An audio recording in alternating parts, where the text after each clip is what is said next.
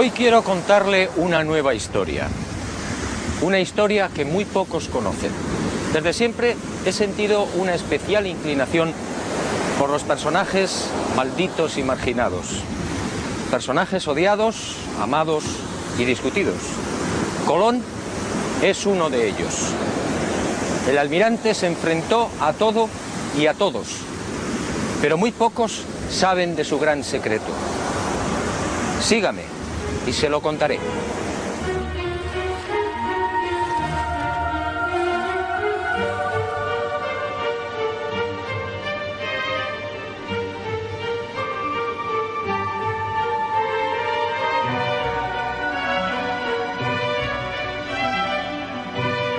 Como decía, siempre me intrigó la tozudez del almirante.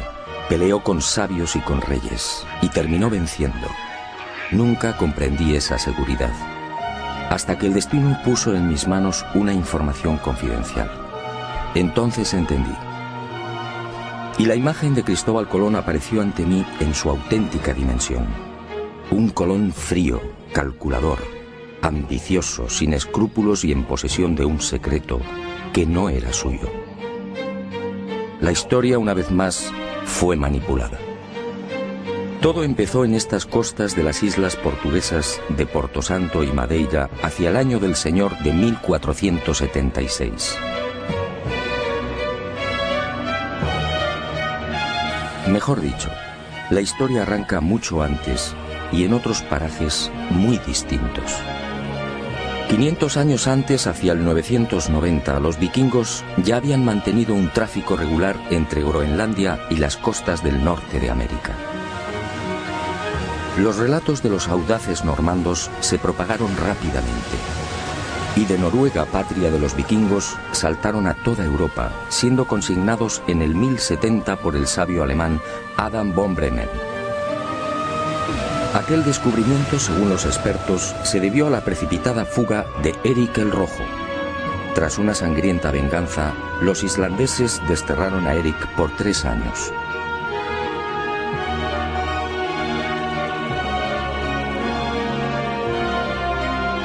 Y el Rojo se embarcó rumbo al oeste con su familia y un puñado de seguidores.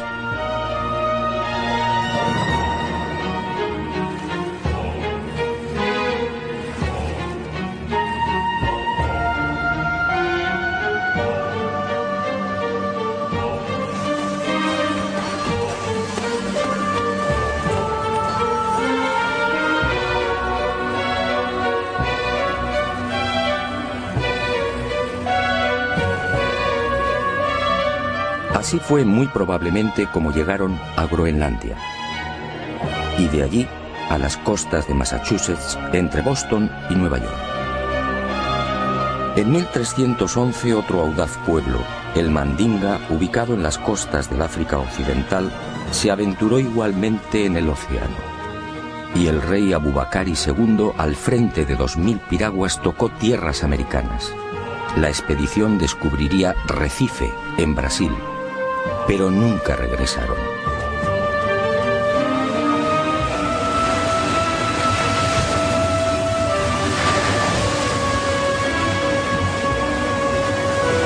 Mucho antes que vikingos y mandingas, otros pueblos supieron también de la existencia de América. Fenicios, griegos, romanos, bereberes y árabes, entre otros, tocaron al parecer las costas orientales americanas. Colón, en efecto, fue el último.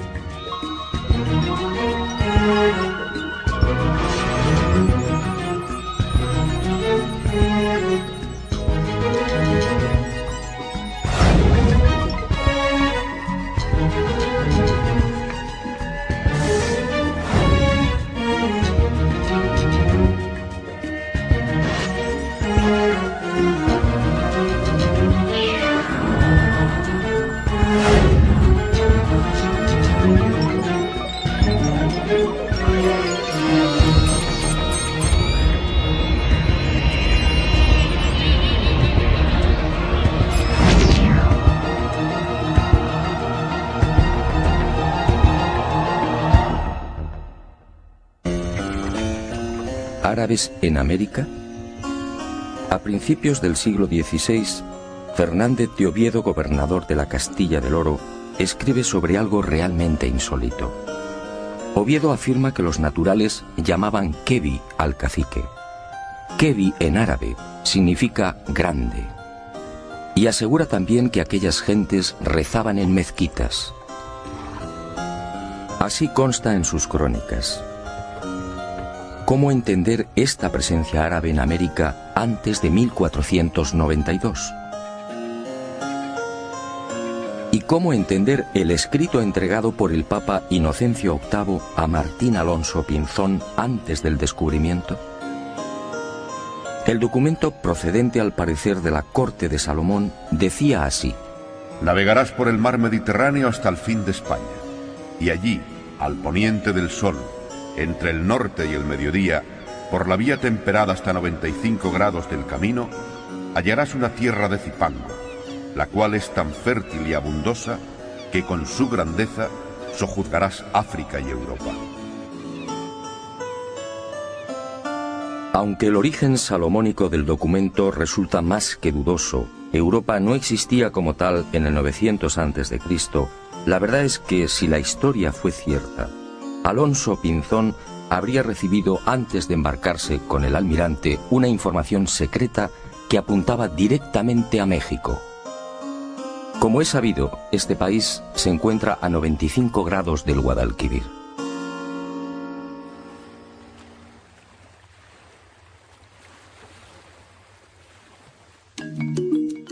Pero más intrigante aún es la existencia de maíz en tierras del sur de España antes de 1492. Todo el mundo sabe que esta planta es oriunda de América. ¿Cómo explicar entonces lo escrito por Alonso de Palencia con motivo de los ataques de Enrique IV a la ciudad de Granada en 1456? Según Palencia, el rey preparó la conquista de la ciudad morisca, quemándoles en verano las mieses y en otoño las cosechas de mijo y maíz.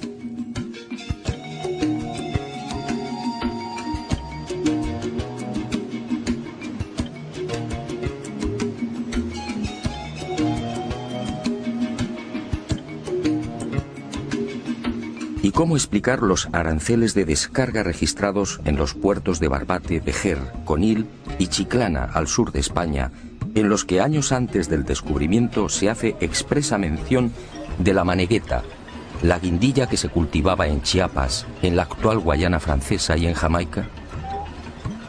Unos comprometedores aranceles de descarga, en los que también se pasa lista a otras mercancías típicamente americanas. Aranceles, insisto, redactados antes de 1492. ¿Quién transportaba esa mercadería?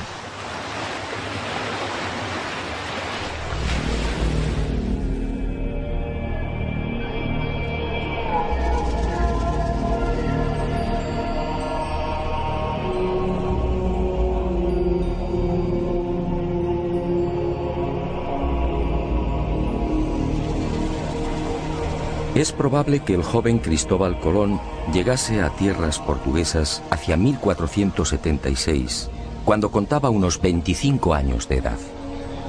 Procedía de una familia humilde. No poseía otra ilustración que las primeras letras. Fue a raíz de su estancia en Portugal cuando empezó a leer y a cultivarse.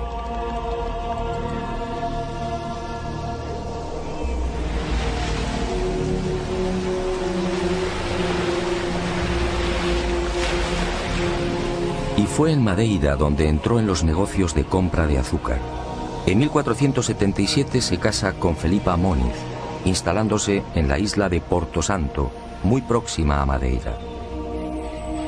Aquí vive en la casa de su suegra. Aquí, según mis informaciones, arrancó la muy particular e ignorada historia del que llegaría a ser almirante de la mar Oceana. Una historia que Colón mantuvo en secreto. Aquí, Colón escucha de boca de marineros y pescadores una serie de extrañas y enigmáticas leyendas, unos relatos que encienden la mecha de su pasión por la mar.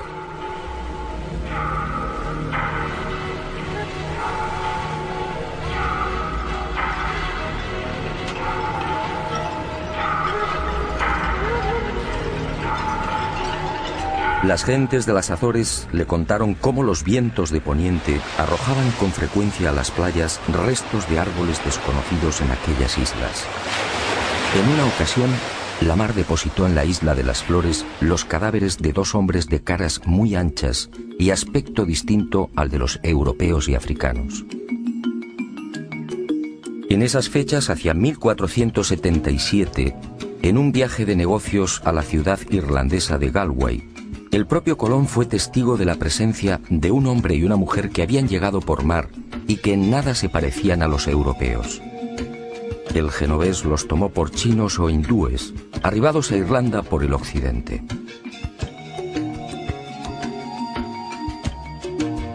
Estos avisos, decisivos diría yo, siguieron llegando a oídos de Colón.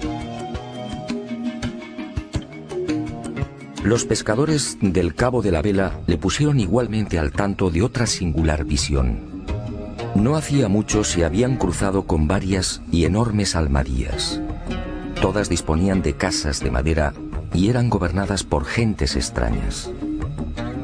Pedro Correa, su cuñado, multiplicaría el entusiasmo de Colón por el misterioso occidente con otra noticia de parecido corte.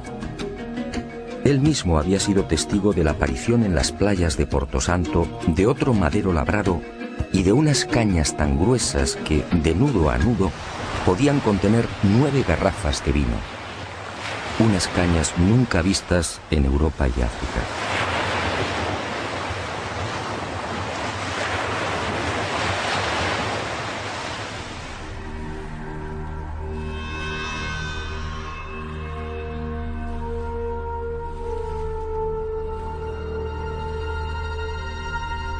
Paso a paso, Cristóbal Colón se vio envuelto en la apasionante idea de navegar hacia aquel horizonte por el que se ponía el sol. Y fue este creciente entusiasmo lo que muy probablemente decidió a su suegra a entregarle las cartas y escritos de Bartolomeo Perestrello, su marido ya fallecido. Nada se sabe con certeza de estos papeles del que fuera navegante italiano y gobernador de Porto Santo. Lo que sí parece claro es que aquella información debió coincidir con las narraciones de marinos y pescadores lusitanos y castellanos. Fue en esas fechas, alrededor de 1478 o 1479, cuando al fin el destino llamó con fuerza al corazón del inquieto Cristóbal Colón. Y sucedió algo que cambiaría bruscamente el rumbo de su vida. Algo que muy pocos conocieron y conocen.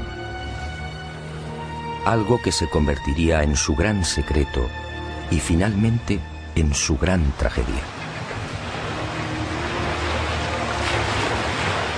En esos años, la mermada tripulación de una carabela casi desguazada arriba casualmente a las costas de Porto Santo.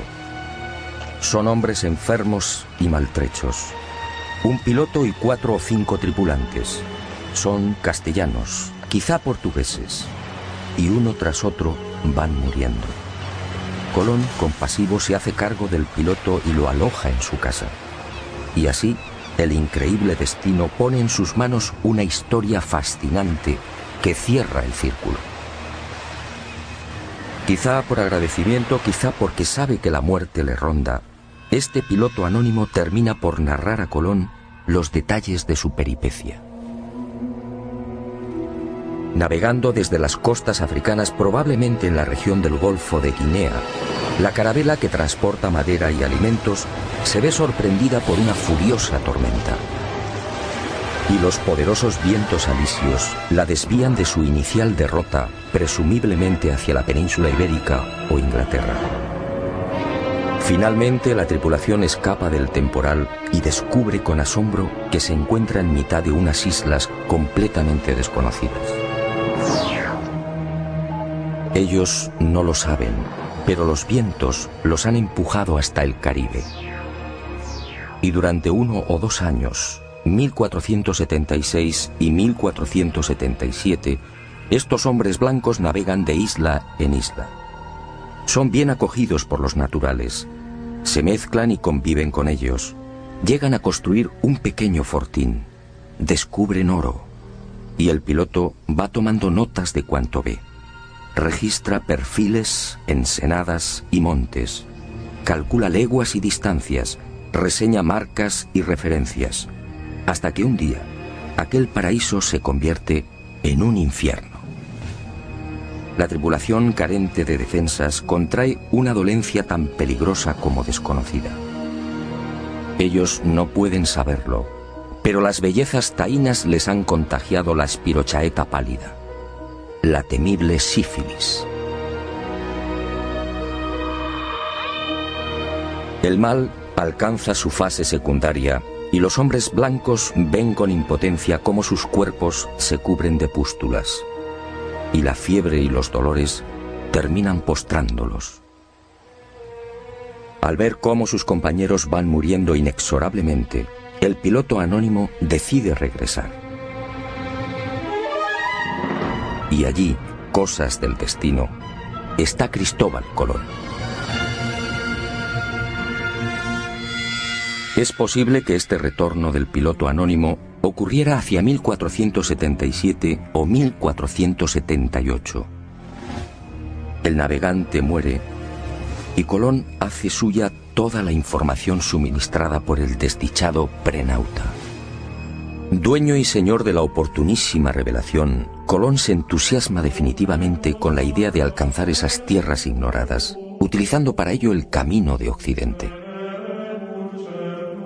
Esta asombrosa y secreta historia, guardada celosamente por el almirante, me fue facilitada hace ya 25 años por el entonces prior de los franciscanos de la Rábida, Francisco de Asís Oterino. Y fue él quien me aconsejó que consultase con los más destacados americanistas del momento. Un suceso que, según los cronistas de la época, terminaría filtrándose y propagándose. Y en 1535 apareció por primera vez en letra impresa. Todo cuanto me reveló el prior de los franciscanos se vio ratificado con creces. Uno de los expertos que profundizó con mayor ahínco y rigor en el secreto de Colón fue el catedrático español Juan Manzano y Manzano. Él, en definitiva, me lanzó al ojo del huracán de este decisivo suceso. Por más que indagué, no fue posible averiguar la identidad o la nacionalidad de este piloto anónimo. Los cronistas de aquel tiempo hablan de un portugués o castellano, quizá vizcaíno. Antonio de Fuentes y Guzmán arriesga un nombre, Alonso Sánchez de Huelva, que dice fue el piloto que dio los papeles a Colón. Lo que sí es seguro es que a partir de 1478, unos 16 años antes del descubrimiento oficial, Colón se convierte en un obstinado defensor de la vía occidental hacia las Indias. Una tozudez enraizada en la apropiación de algo que no era suyo.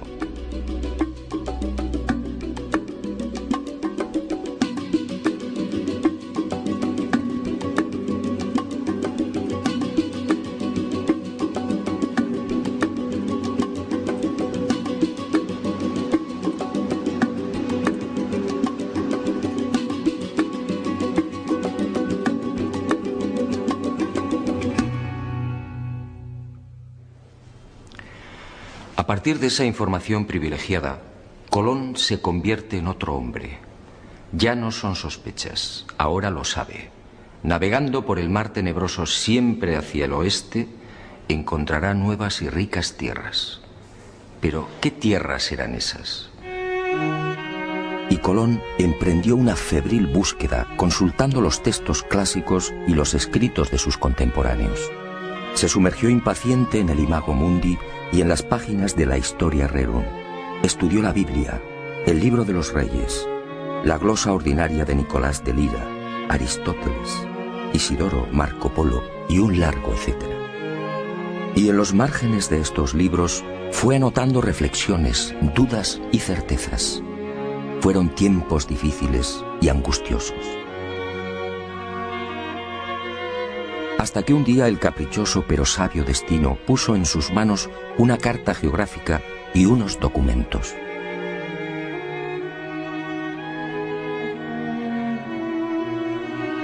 Eran obra del célebre físico, matemático y astrónomo Paolo Pozzo Toscanelli.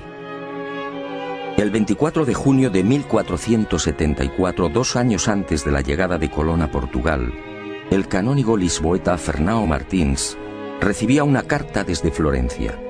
Era una misiva de su amigo Toscanelli. Meses atrás, durante la estancia de Martins en Italia, el canónigo tuvo oportunidad de cambiar impresiones con el sabio florentino sobre las navegaciones de sus compatriotas, los portugueses, por las costas africanas. Los lusitanos llevaban tiempo intentando alcanzar las regiones orientales de las Indias, donde al parecer se hallaban las famosas islas de la especiería. Y Toscanelli le anunció algo insólito. A las Indias se podía llegar por un rumbo distinto al que pretendían los portugueses. Bastaba cruzar el mar tenebroso, siempre hacia el oeste. Martins quedó impresionado. Expuso las revolucionarias ideas de Toscanelli al rey de Portugal y sin demora Alfonso V solicitó más detalles. Y ese 24 de junio de 1474 llegaba a Lisboa la mencionada carta de navegación y los documentos de Toscanelli, en los que aseguraba que navegando derecho por poniente está pintado el comienzo de las Indias. Unos reinos opulentos llamados Catai y Mangui, señoreados por un poderosísimo monarca llamado Gran Khan.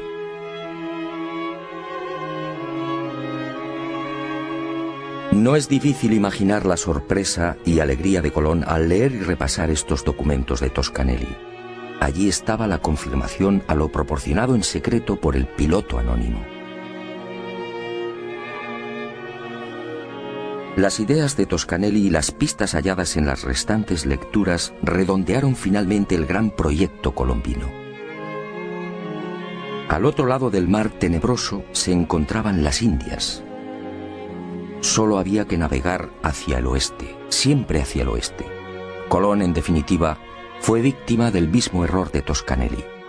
Confundió la española con Zipango, el Japón actual, y América con Asia. Y esta idea le acompañaría hasta la muerte.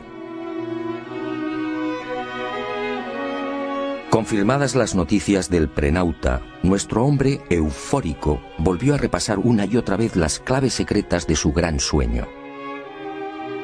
Unas claves más próximas a la locura que a la realidad. Para Colón, en esos años previos a 1492, Zipango, la isla del oro, se hallaba a 750 leguas de Canarias.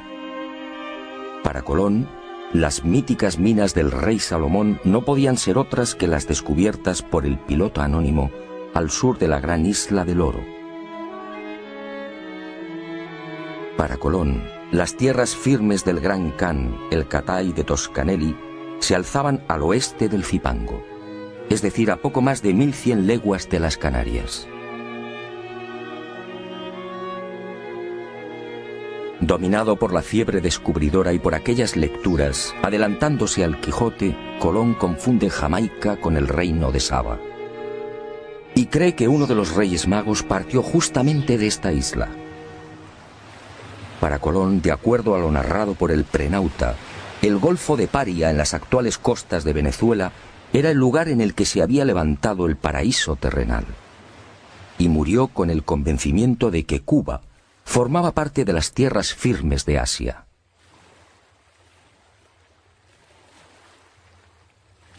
Y con el ambicioso proyecto descubridor perfectamente armado, Colón pasó a la acción. Sus primeros movimientos prudentemente lo llevaron hasta la región de Guinea. Pudo ser en 1482 o 1483. Quizá con la excusa de un viaje de negocios se embarca y recorre las aguas del Golfo africano. Pero su objetivo era otro. Colón, siempre minucioso, trata de verificar las informaciones del prenauta. Intenta comprobar in situ la dirección de los alisios y de las corrientes dominantes. El piloto anónimo estaba en lo cierto. Vientos y corrientes marinos empujan a los navíos hacia poniente. Y sin demora, Cristóbal Colón ofrece su sueño al rey portugués. Corría el año de 1484. De haber aceptado su propuesta, el futuro almirante de la mar Océana habría partido desde Cabo Verde en el mencionado Golfo de Guinea.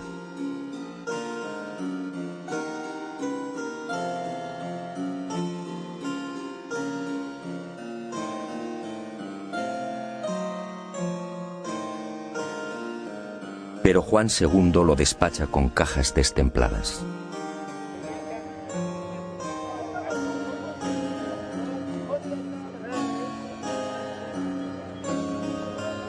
Colón desaparece y se traga la rabia. Lo que Colón no supo en esos momentos es que el rey a sus espaldas, aconsejado por Ortiz de Calzadilla, obispo de Ceuta, de quien mucho se fiaba, resolvió mandar en secreto una carabela. Así lo cuenta Hernando, hijo de Cristóbal Colón. Pero la carabela enviada con brevedad a las islas de Cabo Verde no halló lo que dijera Colón. Y el proyecto colombino, como el de Toscanelli, fue olvidado por Juan II.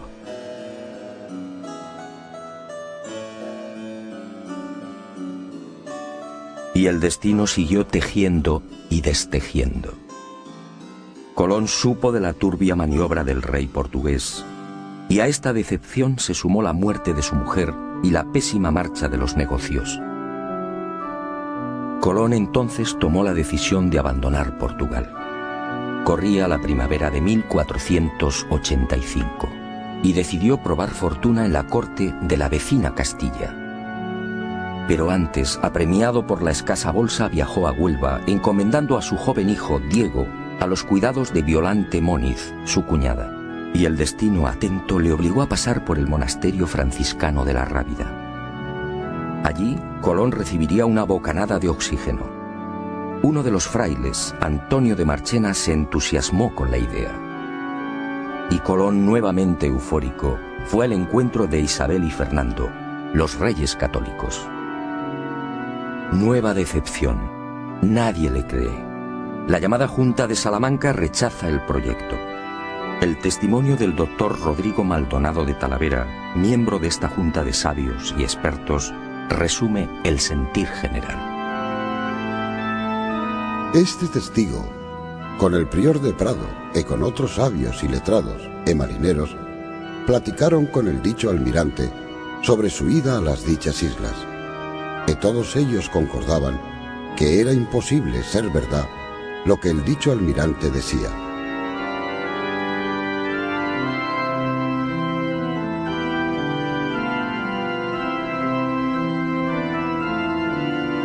El segundo jarro de agua fría llegó en 1487.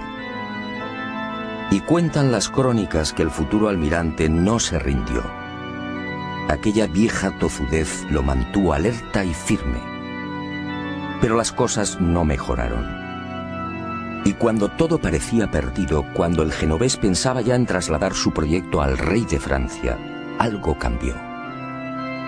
Y estoy de acuerdo con la hipótesis de Juan Manzano y Manzano. Colón, forzado por las adversas circunstancias, no tuvo más remedio que desvelar parte de su secreto.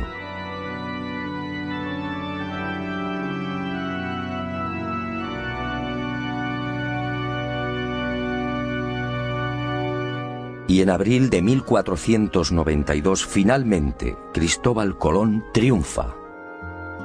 Concluida la conquista de Granada por los reyes católicos, los monarcas firman las llamadas capitulaciones de Santa Fe. Un documento insólito, una aprobación del proyecto colombino con un encabezamiento muy elocuente.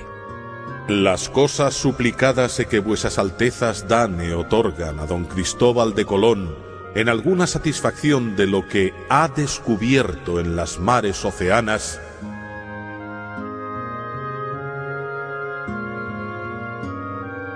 ¿de lo que ha descubierto? Estábamos en abril de 1492. La increíble concesión solo puede explicarse por lo ya mencionado.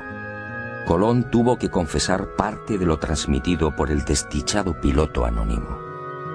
Pero obviamente silenció la fuente y mantuvo como suyo lo que era de otro. Pero hay más. En esos sospechosos documentos previos al gran viaje descubridor, los reyes católicos, al entrar en detalles, cometen 3 indiscreciones que confirman cuanto sostengo. Conceden a Colón los títulos de virrey y almirante y le otorgan 1/10 de cuanto se consiga en esas tierras incógnitas. En buena ley todo esto debería de haber llegado después. Y al proceder a la requisa de las necesarias naves, ordenan lo siguiente: para ir a ciertas partes de la mar Océana.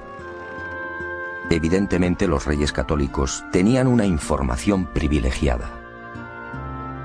El tercer desliz es mucho más elocuente.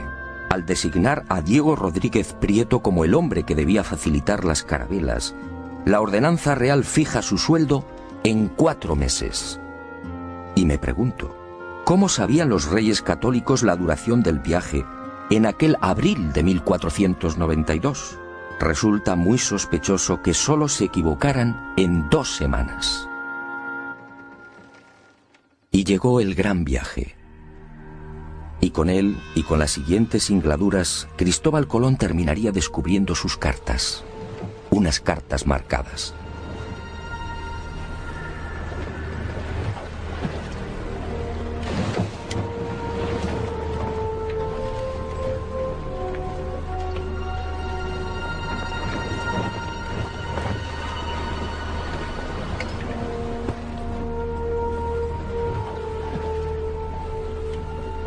Primer viaje.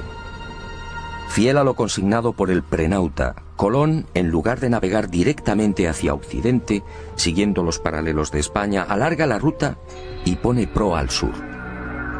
Desciende hasta Hierro, en las Canarias, situándose entre los paralelos 27 y 28. Modifica las velas de la Pinta. Cambia el aparejo latino por el redondo, más útil para beneficiarse de los vientos de popa. Y fiel a esas instrucciones del prenauta, antes de partir de las Canarias, avisa a los capitanes de las otras naves sobre el peligro de un rosario de islas y roqueos ubicados a 700 leguas de Hierro. No es difícil imaginar las caras de los pinzones ante semejante advertencia. Pero el secreto del piloto anónimo no se vio libre de algunos graves errores. El informante de Colón se equivocó al situar la gran isla del Oro. El almirante, al seguir el paralelo 27, dejó esa isla, Zipango, mucho más al sur. Por eso, en este primer viaje, no encuentra el peligroso laberinto de Arrecife, lo que Colón llamaba la entrada a las Indias. Y el 9 de octubre de 1492, la marinería se revela por segunda vez. Y tiene razón. Los hombres se sienten engañados. La cuenta real del almirante en esa fecha suma 1000 leguas. Él había prometido arribar a los arrecifes mucho antes. Y aseguró igualmente que Zipango se hallaba a 750 leguas del punto de partida. La situación en la Santa María, la nave capitana, se hace tan violenta que Colón reúne a los hermanos Pinzón y se ve obligado por segunda vez a desvelar parte de su secreto.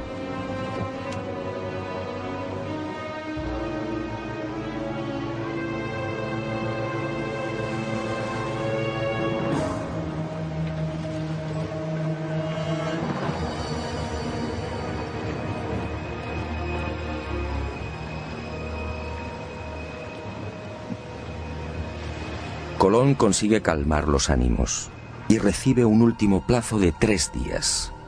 Si para entonces no han hallado tierra, regresarán.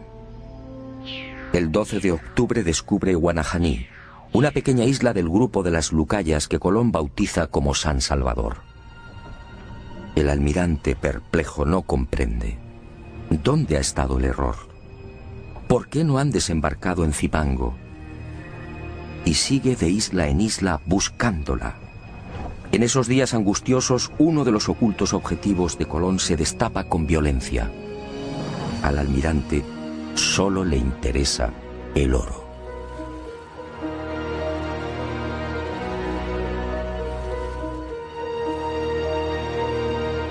Colón deja atrás la costa norte de Cuba y, siguiendo las orientaciones de los indios, navega hacia el este, obsesionado por las minas de oro de Zipango. Y el 12 de diciembre tiene lugar otro suceso que llena de admiración a los marinos de la Niña y de la Santa María. Al desembarcar en una ensenada que Colón denominó de la Concepción, en la actual Haití, varios de los exploradores aciertan a establecer contacto con un nutrido grupo de indios, y entre ellos varios hombres blancos. Hombres y mujeres jóvenes tan blancos, dicen, como los de España. ¿Hombres y mujeres blancos entre los naturales caribeños?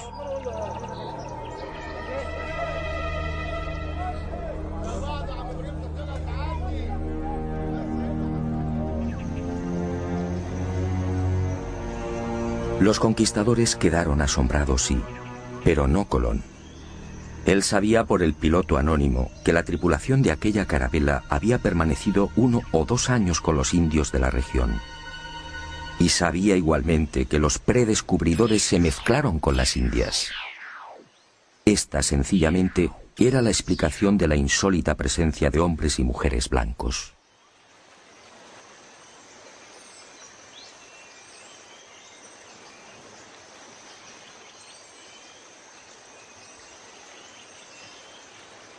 Y Colón por fin avista su gran objetivo. Era el 4 de enero de 1493. Allí estaba la señal que le proporcionara el piloto anónimo. Un cerro inconfundible, con un perfil muy particular y prácticamente asomado a la mar. Montecristi.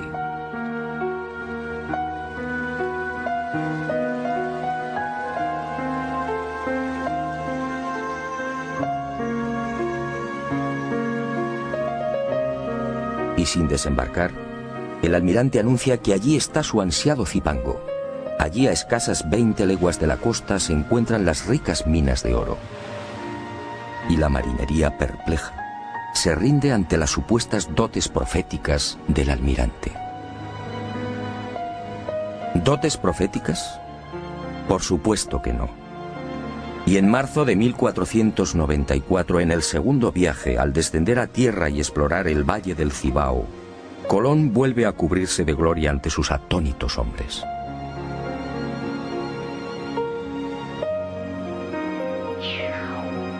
Después de fundar Isabela, marcha decidido hacia el sur, y a 18 leguas exactas de la costa, tal y como había advertido, localiza las minas.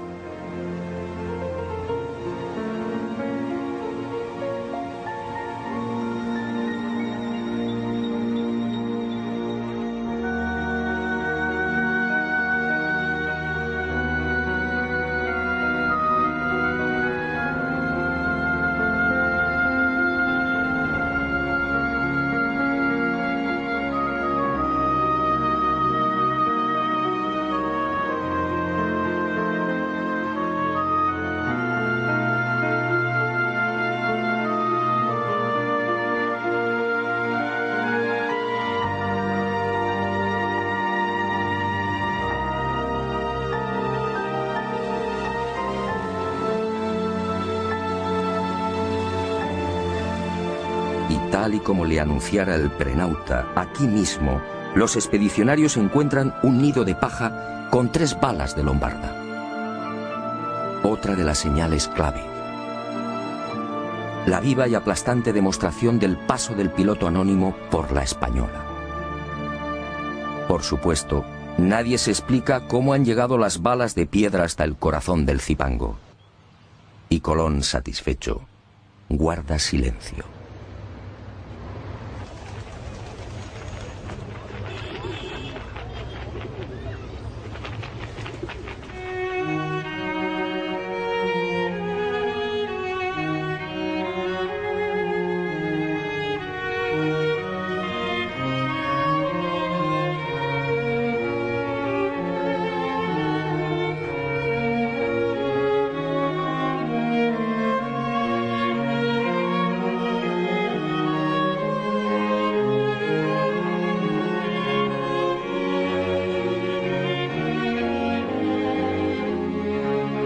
Fue también en ese segundo viaje cuando Colón, al aproximarse a la actual Jamaica, reclama la atención de la marinería y dijo: Señores míos, os quiero llevar al lugar de donde salió uno de los 3 magos que vinieron a adorar a Cristo, el cual lugar se llama Saba. Y cuando los españoles desembarcaron y preguntaron a los nativos, estos replicaron que la isla se llamaba Sobo. Entonces, el almirante explicó que Saba y Sobo eran la misma palabra, pero que los indios no la pronunciaban bien. El reino de Saba, otra de las obsesiones de Colón. Y todos, una vez más, se preguntaron, ¿cómo sabía el almirante el nombre de aquella isla sin haber puesto el pie en ella? La respuesta es elemental. Lo sabía por el piloto anónimo. Y conforme siguieron los viajes de exploración, las supuestas dotes proféticas del almirante dejaron sin aliento a cuantos le acompañaron. Así sucedió también en el segundo viaje. Durante esa larga travesía, Colón se sacó una molesta espina. En el primero, como se recordará, no pudo dar con el peligroso laberinto de Arrecife. En noviembre de 1493, en cambio, consiguió avistar la ansiada entrada a las Indias, tal y como le había referido el piloto anónimo. Allí encontró Matininó y Cariz, las islas de las Amazonas y de los caníbales, y las bautizó con los nombres de Guadalupe y Dominica respectivamente. Y fue en Guadalupe donde se registró otro desconcertante suceso que, supongo, hizo sonreír maliciosamente a Colón.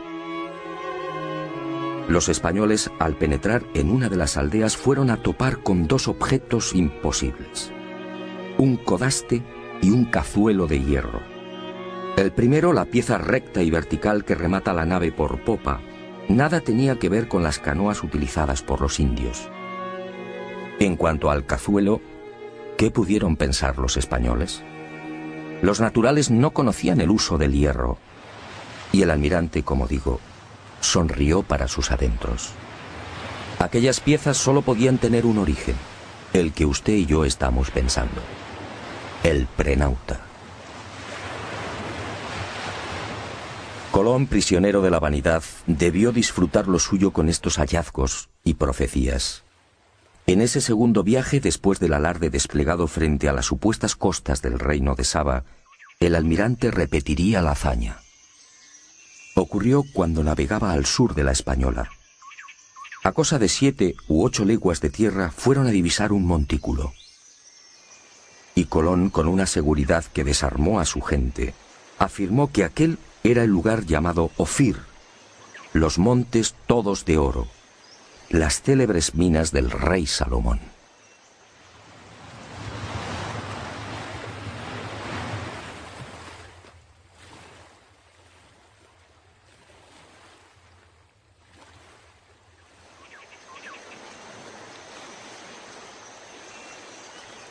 Después, las imaginarias minas del rey Salomón serían explotadas por los conquistadores, y el lugar fue bautizado como San Cristóbal.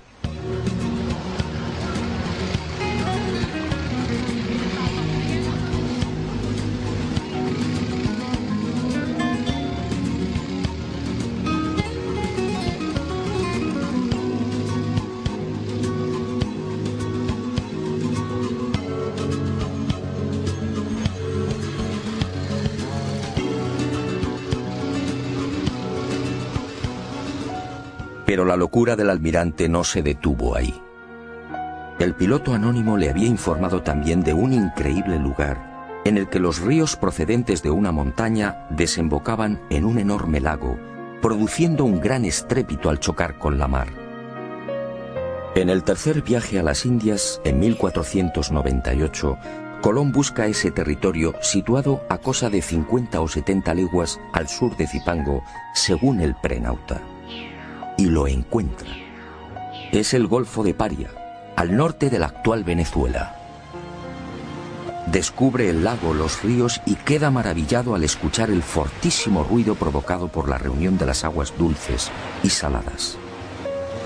Y la imaginación, basada en las lecturas del Imago Mundi, le lleva a identificar aquel lugar con el paraíso terrenal. De hecho, lo bautiza con el nombre de los jardines, en recuerdo del jardín del Edén, y murió creyendo que había pisado la sagrada patria de Adán y Eva. Colón, en efecto, disponía de una información secreta y privilegiada, y la utilizó sin escrúpulos incluso para programar los viajes de vuelta a España. El primero sirve de claro ejemplo de lo que afirmo. Aquel 16 de enero de 1493, cuando toma la decisión de retornar, pone rumbo nordeste, cuarta al este. Busca el paralelo 38 frente a las costas de Virginia y desde allí, sorteando los alisios, se dirige al este. Los fuertes vientos del oeste y la corriente del Golfo lo desplazan hacia Europa. Y Colón termina desembarcando en Lisboa. ¿Cómo pudo saber que debía navegar hacia el norte? ¿Por qué evita el rumbo que había mantenido con tanta tozudez a su salida de Hierro? Colón no conocía la zona. Nada sabía de la corriente del Golfo. Y sin embargo, acertó.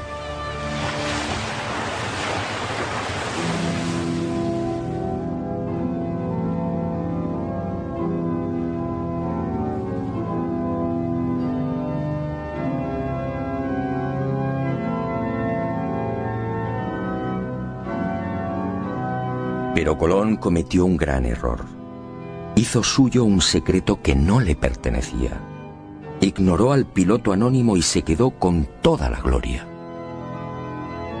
Y el destino implacable pasó factura.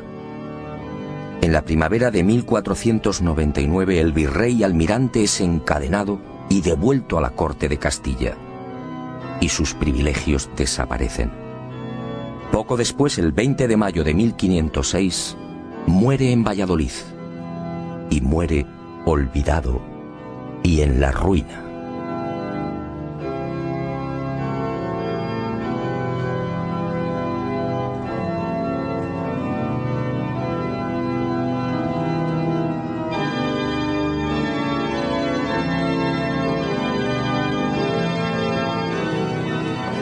Ni siquiera sus restos descansan en paz. En realidad, nadie conoce su paradero con exactitud. Para muchos americanos, Colón descansa en este lugar, en la capital de la República Dominicana, su querida Española. Como reza el viejo adagio, no hay plazo que no se cumpla, ni deuda que no se pague.